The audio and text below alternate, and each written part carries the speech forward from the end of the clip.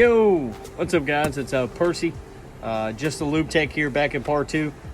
Been 2 months since I posted that last video, and haven't really had time to follow back up with you guys. Currently underneath the vehicle, putting a transmission in right now, and over a year ago I only would have dreamed of putting a transmission in a vehicle. And sometimes I like to reflect in these kind of moments and really think about how far I've come as a technician. So today I'm going to take this video to kind of explain to you what I feel is important and something that isn't discussed a lot. And don't worry about what the guy to the left or to the right says to you. Safety is something that a lot of people seem to forget about in the automotive industry. It is pivotal. It's pivotal to go home. It is pivotal to make sure that everything is assembled correctly, adequately. Your jack is on the lifts, your jack is on the locks. You have your engine stand properly supported there. You also have your exit area here, and then also here as well. Well, really ideally, if this summage goes, I'm going that way.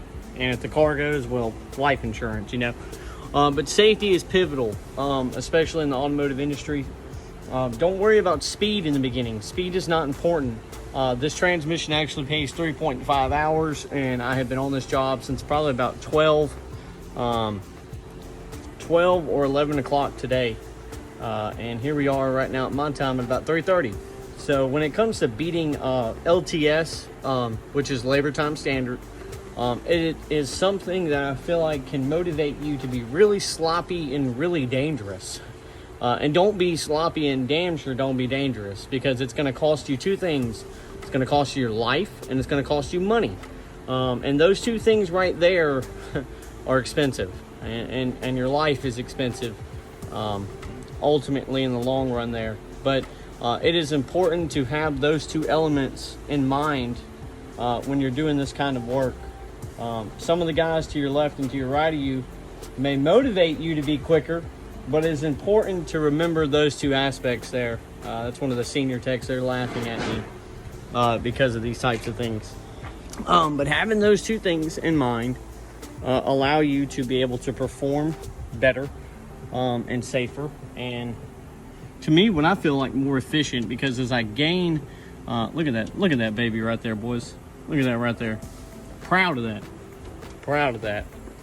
So proud of that. And if we come over here, 4 engines, which are right here and one right there, and then kind of let you see all those boxes right down there in that lane. But those two things right there are something I kind of want to harp on today.